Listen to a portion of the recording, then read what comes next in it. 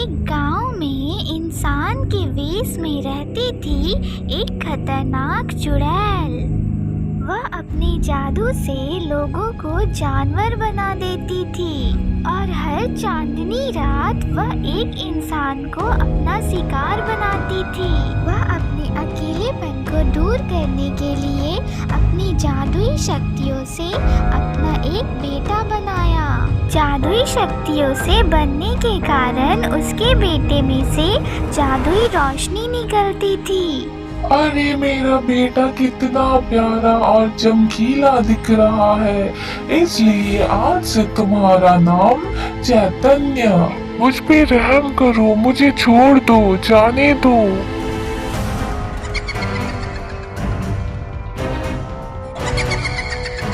चुड़ैल अपने बच्चे को जादू सिखाया करती थी। एक चांदनी रात चुड़ैल अपना शिकार को घर लेके आई और उसे खाने लगी। माँ, इस इंसान को छोड़ दो, इसके घर वाले बेसहारा हो जाएंगे इसके बिना। इसे मत खाओ माँ। कोई बात नहीं बेटा, मैं इनके घर वालों को भी खा जाऊंगी। वह अपनी माँ को हर चांदनी रात एक नए इंसान का शिकार करते देखता था, इसलिए वह चोरी चुपके अपने घर से भाग गया और चलते चलते एक दूसरे गांव में जा पहुंचा। मैं इस गांव में नया हूँ और मैं काम की तलाश में हूँ। अगर आप मेरी मदद कर देती तो बहुत मेहरबानी होती। क्या आप किसी ऐसे इंसान को जानते हैं जो मुझे कोई काम दे सके?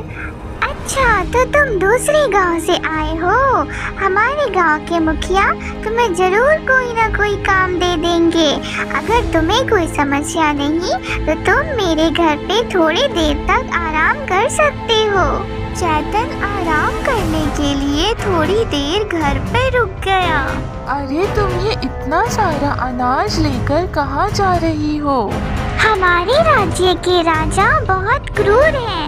उन्हें हर रोज हर एक घर से एक टोकरी अनाज चाहिए होता है, नहीं तो वो हम सब पर कोड़े बरसाने लगते हैं। इतने क्रूर राजा का तुम लोगों ने विरोध क्यों नहीं किया?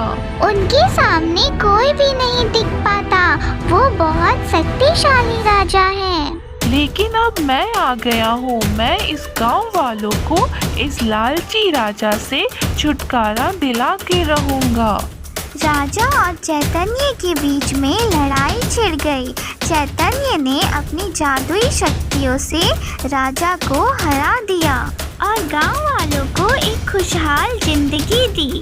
गांव वालों को चैतन्य की तरह ही शक्तिशाली और दयालु राजा चाहिए था, इसलिए गांव वालों ने चैतन्य को अपना राजा चुन लिया।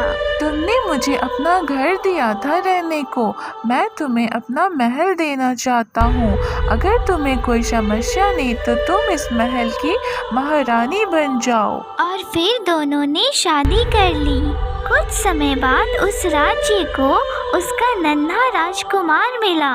चैतन्य की जादुई शक्तियों के कारण उसके बेटे से भी रोशनी निकलती थी। धीरे धीरे ये खबर पूरे गांव में फैल गई कि नन्हे राजकुमार के शरीर से रोशनी निकलती है और ये खबर उड़ते उड़ते चैतन्य की माँ तक पहुंच गई। ऐसी रोशनी तो सिर्फ मेरे बेटे के शरीर से निकलती थी।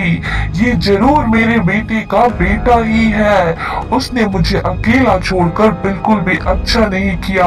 अब वक्त आ गया है उसे सबक सिखाने का।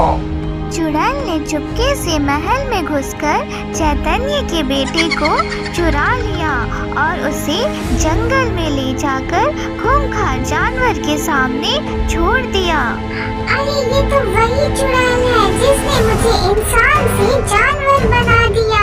मैंने सुना था हमारे राजकुमार के शरीर से रोशनी निकलती है। ये जरूर हमारे राजकुमार को लाकर जंगल में फेंक दिया है।